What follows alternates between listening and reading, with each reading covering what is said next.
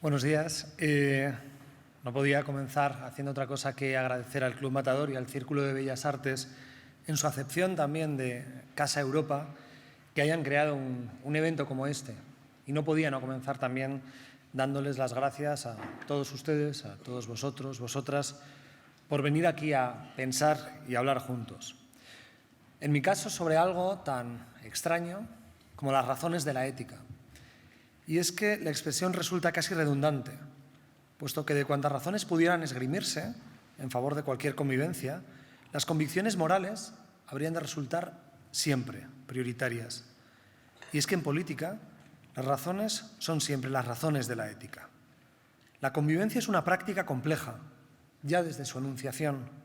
Vivir con los otros es siempre un reto, una oportunidad y, sobre todo, una bella necesidad. Si hoy buscamos pensar y formular nuevas ideas para Cataluña, me parece obligado a enfrentar los dos extremos que enmarcan la tensión de este debate.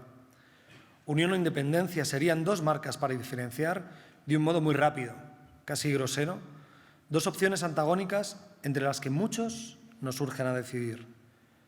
Supongo que habrán de destacarse también muchos matices, muchas vías intermedias, sutilidades transitables, pero no renunciemos a mirar de frente a esa palabra que inspira el disenso: independencia.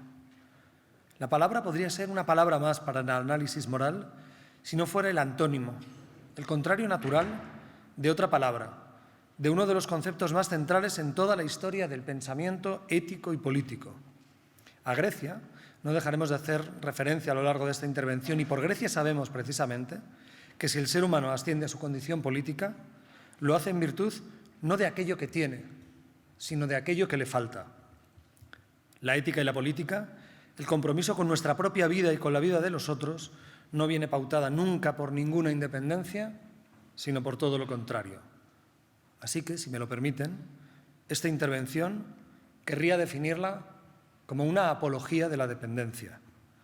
Somos, además de racionales, ante todo y sobre todo dependientes, carenciales, incapaces de sobrevivir sin el cuidado y la ayuda de la mano de los otros.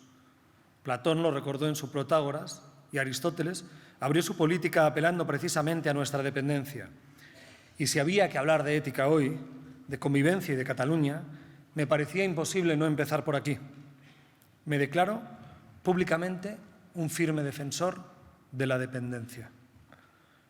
La ética es, desde luego, una disciplina compleja, en la que incluso cuando conocemos una solución podemos ser incapaces de llevarla a cabo.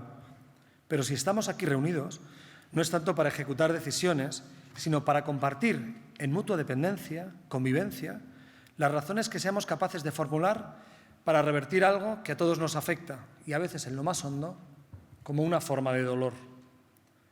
¿Cómo reparar? ¿Cómo reconstruir? ¿Cómo volver a inspirar la mejor versión de nuestra vida en común?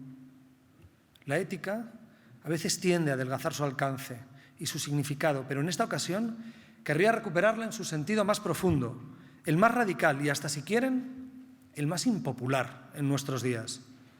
La ética es una reflexión sobre el bien, y una palabra tan abstracta, tan rotunda y tan lejana como el bien podría, y lo hace, generar algo de vértigo.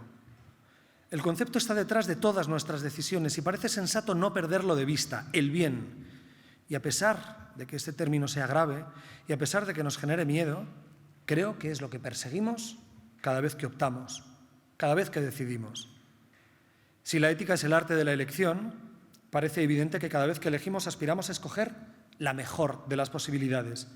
Y ahí tienen un pequeño y mísero comparativo: mejor, más bueno que casi sin quererlo, desliza nuestra preocupación por el bien de una forma no siempre visible.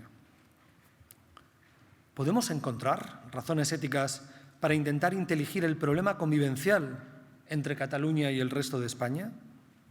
Lo creo sin duda. ¿Podemos y debemos someter nuestras preferencias a ese examen moral?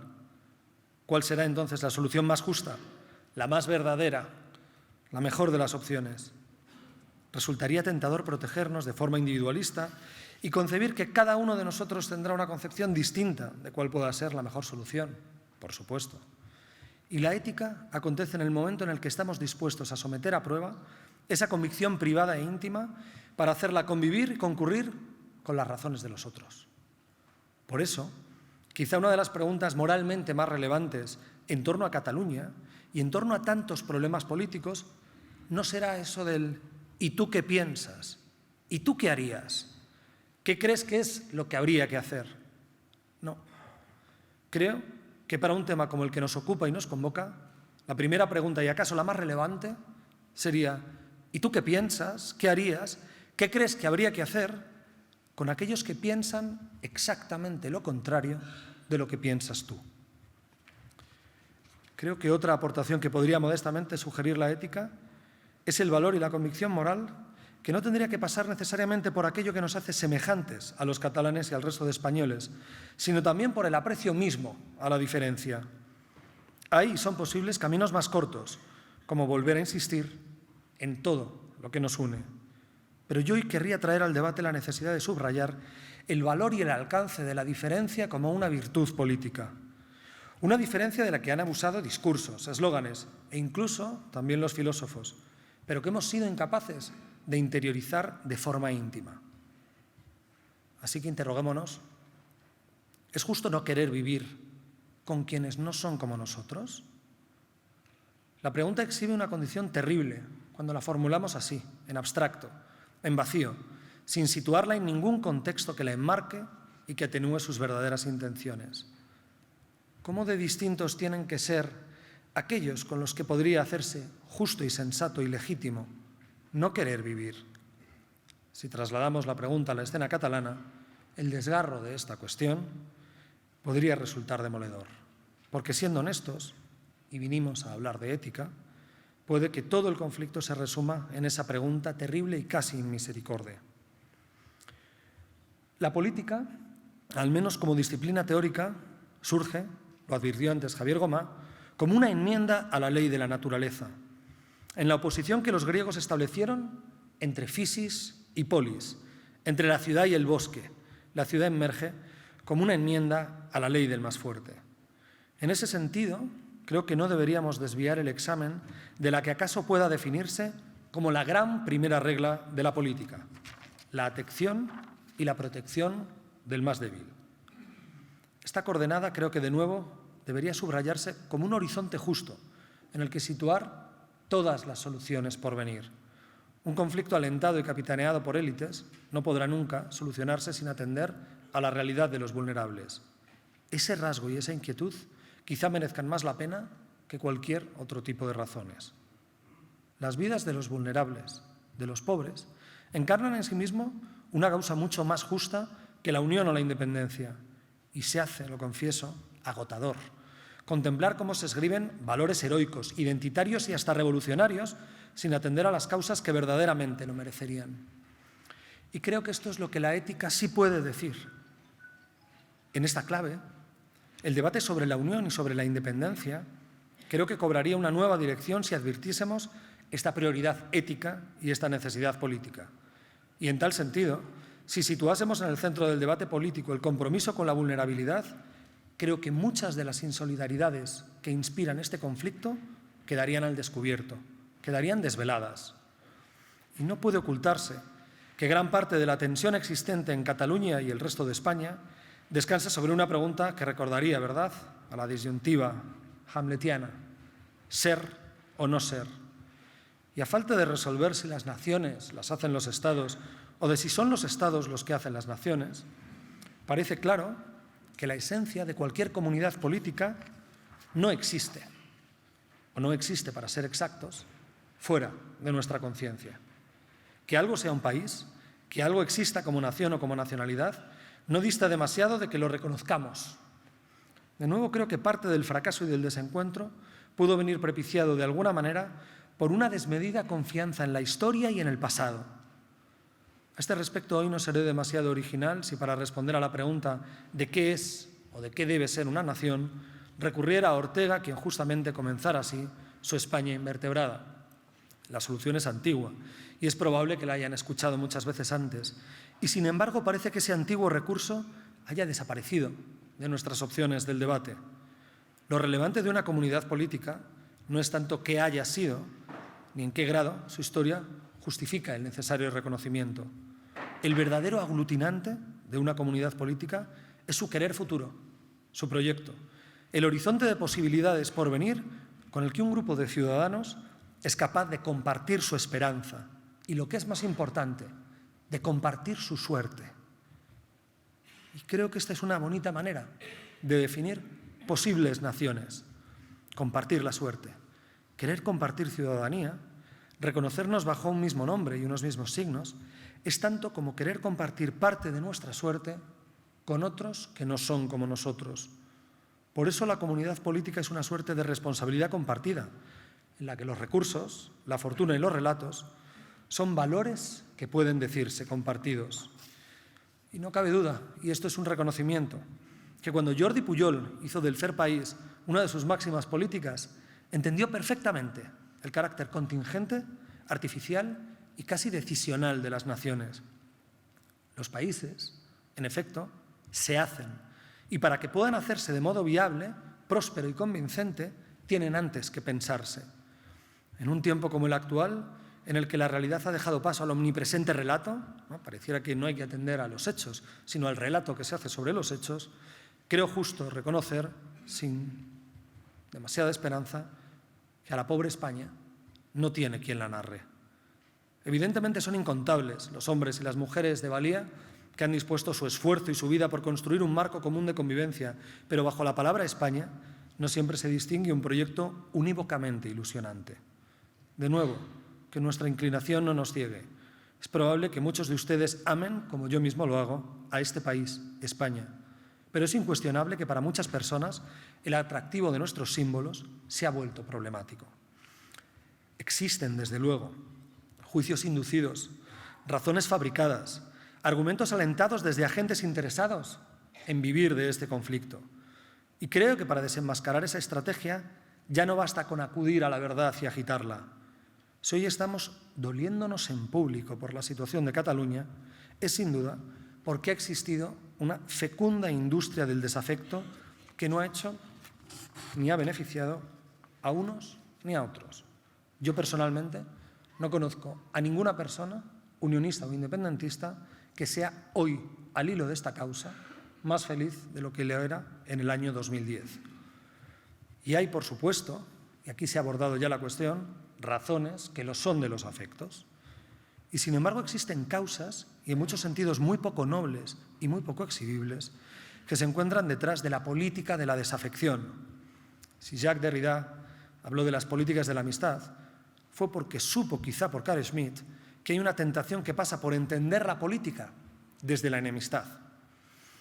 Esa posibilidad descansa en todos y en cada uno de nosotros, lo que prueba que el hecho más aglutinante y más antiguo que existió para fundar identidades siempre fue la construcción de un enemigo común.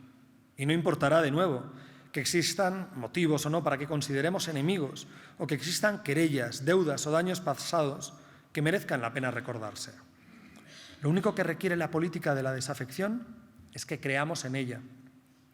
Tenemos una nutrida tradición cultural que en su triple raíz, griega, judía y romana, sabría brindarnos recursos para reconstruir una política del afecto, pero siempre será más rápido y ejecutivo abandonarnos para ser víctimas de la desafección. Con todo, creo que además no deberíamos ser ingenuos y asumir que la convivencia tiene también sus antagonistas. La apología de la desafección, la identificación de un diferente con respecto al cual elevar una identidad y el omnipresente miedo, que suele ser siempre la cara oculta de nuestras peores pasiones, demuestra la rentabilidad y el éxito de las ideas y los intereses que insisten en abonar el desencuentro. Y es aquí donde creo que la filosofía no solo no podrá ayudarnos, sino que en su expresión más reciente ha sido parte del problema. ¿Han oído bien? He afirmado que la filosofía y su tradición más reciente han podido coadyuvar con el problema antes que con la solución. La tan manida condición posmoderna de la que hablara Lyotard o el fin de la historia que preludiara Fukuyama, creo que se han demostrado falsos. No es cierto que el ser humano pueda vivir sin un metarrelato que le imprima sentido a su existencia. No No es real imaginar a un ser humano escindido, desvinculado, nihilizado y desprovisto de elementos que rijan de destino a su vida. Lo diré con mayor rotundidad. No creo que podamos no creer en nada. En el espacio de vacío que han dejado las tradicionales fuentes de sentido, cualquier nacionalismo y su épica será siempre imparable. No es cierto que nuestros jóvenes no crean en nada. Todos ellos, y también ustedes, también yo, estamos deseando encontrar una causa por la que vivir y casi una causa por la que morir. No hay mejor imagen para ilustrar esta tendencia que la que nos brindó Chaplin en tiempos modernos. Un hombre se agacha y coge una bandera del suelo y a los pocos segundos le siguen, al hombre y al signo, una multitud. Sería demasiado fácil recurrir a la censura total de las banderas, de todos los signos, de todos los balcones, en Madrid o en Barcelona. Creo que la solución no pasa tanto por castigar o por censurar esos recursos que son inválidos, pero son humanos. Y a lo mejor son humanos por ser inválidos. Es responsabilidad de esas otras fuentes de sentido que antes mencioné, reactivar su agencia y comenzar a reconquistar el debate. Y para hacer viable este proyecto, quisiera apuntar una última nota. Puede que no sepamos, en efecto, qué pueda llegar a ser el bien, la norma justa o la mejor de las soluciones. Al viejo Aristóteles también le pasó, y hubo un momento en el que, casi rendido de lucubrar, tropezó en un razonamiento circular para acabar diciendo algo casi tan banal como que bueno es lo que le parece bueno al hombre bueno. Hombres y mujeres buenas, los necesitamos, sin ingenuidad, con toda la astucia de la que seamos capaces. Cualquier nación se merece un equilibrio precario que hay que custodiar y vigilar, como un fuego frágil, poderoso y refulgente, pero siempre a riesgo de desaparecer. Ese cuidado solo podrá venir operado por una convergencia en el que la élite moral, la élite influencial y la élite económica caminen juntos. Disculpen este arrebato de realismo político. Independientemente de cuál sea su opinión con respecto al conflicto, independentistas, unionistas, parece claro que los actores que hoy representan a cada una de estas posturas no son los más excelentes. Así que probemos a procurar ese encuentro entre los mejores ciudadanos, que el diálogo lo asuman aquellos que representan nuestra mejor versión y descubramos una ley que es la misma a la que antes aludimos. Los ciudadanos excelentes, de un signo u otro, se parecen y se hacen semejantes en virtud de su excelencia. Procuremos su encuentro, su diálogo y su contagio. No nos conformemos con la versión actual del conflicto y, puestos a pedir, seamos idealistas. Para ponernos a salvo de tanta filosofía, podríamos tomar prestadas las palabras de Federico García Lorca, que en el fondo vienen a decir lo mismo, aunque de un modo mucho más sencillo y por eso mucho más certero, de todo lo que acabo de decirles. El chino bueno está más cerca de mí, decía Federico, que el español malo. Busquemos, por favor, la proximidad de ese bien. Y a fin de cuentas, no sé si después de tantas vueltas España es la solución y Cataluña el problema, o Cataluña la solución y España el problema. La filosofía nos enseña a pensar en abstracto, y si desvinculamos el problema de nuestro caso inmediato y de sus categorías, podríamos hacernos una pregunta mucho más general, pero también mucho más ambiciosa. ¿En qué tipo de comunidad política queremos vivir? Prescindamos del nombre concreto y tan solo dispongamos en nuestra imaginación para aventurar cómo sería el país que queremos. Apuesto que ese país es el mismo para todos. Queremos vivir en una ciudad de leyes justas en las que poder cultivar nuestra mejor virtud, una comunidad feliz, una comunidad de bien, algo muy cercano a lo que dejó escrito Cicerón cuando advirtió: patria est ubicunque est bene. Mi patria está allí donde se encuentre el bien. No soy tan ingenuo como para no saber que la definición del bien y la definición de justicia son, naturalmente, territorios en disputa. De lo que nadie podrá convencerme es de que la justicia de la ley que funda ciudades y naciones solo será verdadera a través del esfuerzo de unión, de comunidad y de dependencia. Ese puede ser el comienzo de un relato que fuera el de la España por venir. con todas, con todos. Cesar en el intento común de darnos una ley justa es cesar en el justo esfuerzo de darnos una ley común. Creo que hay razones éticas para ello. Muchas gracias.